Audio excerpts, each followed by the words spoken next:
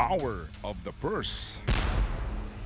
Pero paano ho naman magaganap ang check and balance sa sangay ng gobyerno na pinagkakalooban ng power of the purse at sino ang bubusisi sa mga bumubusisi?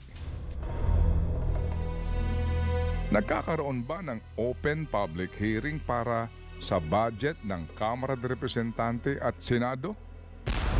Kailan pa tayo nakakita o nakapanood ng budget hearing kung saan isinasa publiko at dinedepensahan ng mga leader ng dalawang kapulungan ng Kongreso ang kanilang budget? At may nangyayari bang tanungan at pagsusuri?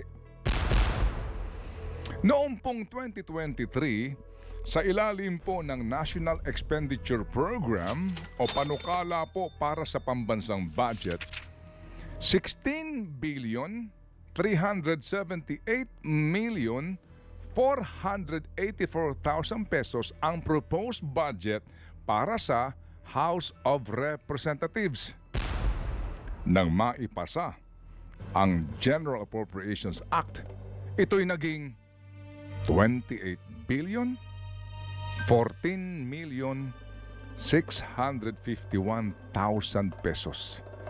71% o 11.6 billion pesos ang idinagdag sa budget ng Kamara de Representante. Sino-sino ang nag-aproba nito? E di, sila-sila rin eh. Sa 2024 National Expenditure Program, ang panukalang budget po para sa Kamara ay 16 billion 576 million 614,000 pesos.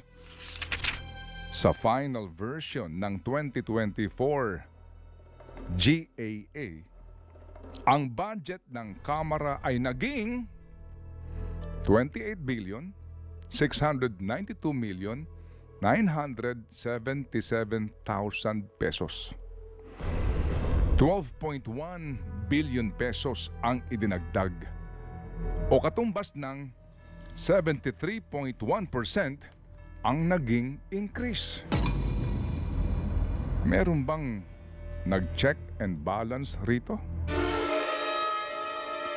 Sa Senado, sa 2023 NEP, 8 billion 660 million 731,000 pesos ang proposed budget. Sa pumasang GAA, ito'y naging 9 billion 414 million 980,000 pesos. Sa 2024 NEP, 11 billion 13 million 589,000 pesos ang proposed budget para nga sa Senado.